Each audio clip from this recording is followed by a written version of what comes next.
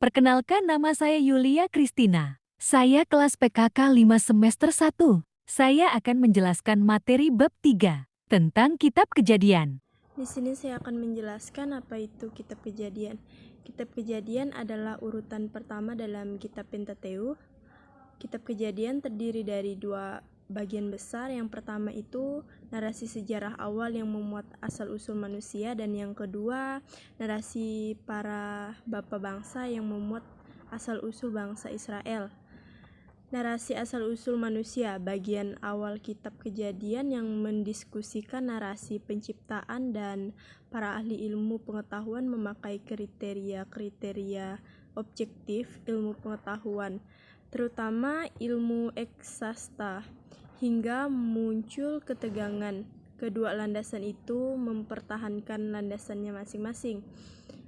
Para ahli kitab suci berusaha mencari upaya untuk memberikan penjelasan atas narasi tersebut secara masuk akal, sekaligus relatif.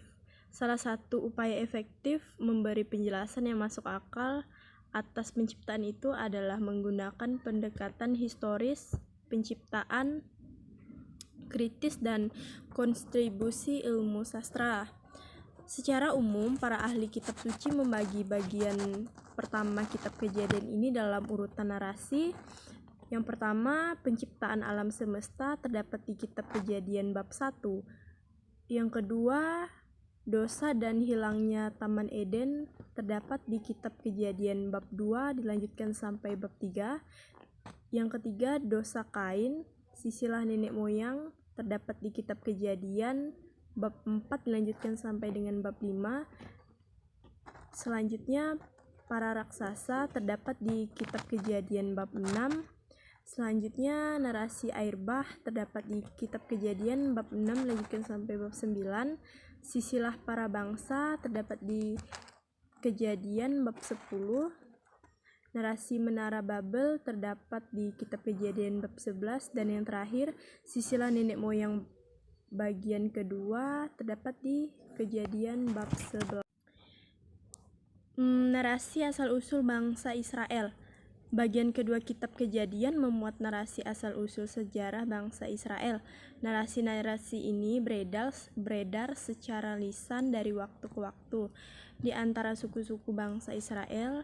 Dalam materi yang sudah dijelaskan Bapak dalam pelajaran Pentateuch tadi, sejumlah keganjilan itu mengindikasikan bahwa penyusunan bagian kedua Kitab Kejadian ini tidak memiliki keprihatinan khusus terhadap aspek historis akurat dan objektif dalam narasi. Kenyataannya bahwa penyusunan cenderung lebih ingin memberikan nilai-nilai yang berharga atau bermakna kepada para pembacanya, dan memberikan pesan-pesan relevan yang supaya dilanjutkan kepada generasi-generasi berikutnya.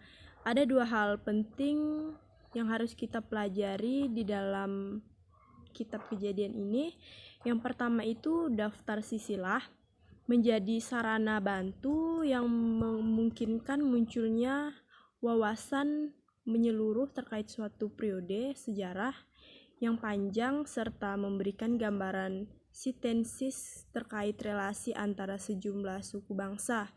Dan yang kedua, narasi kebanggaan negara, suku, atau bangsa. Narasi ini sangat membantu bagi bangsa Israel untuk menyadari dan meningkatkan kebanggaan karena memiliki nenek moyang yang hebat.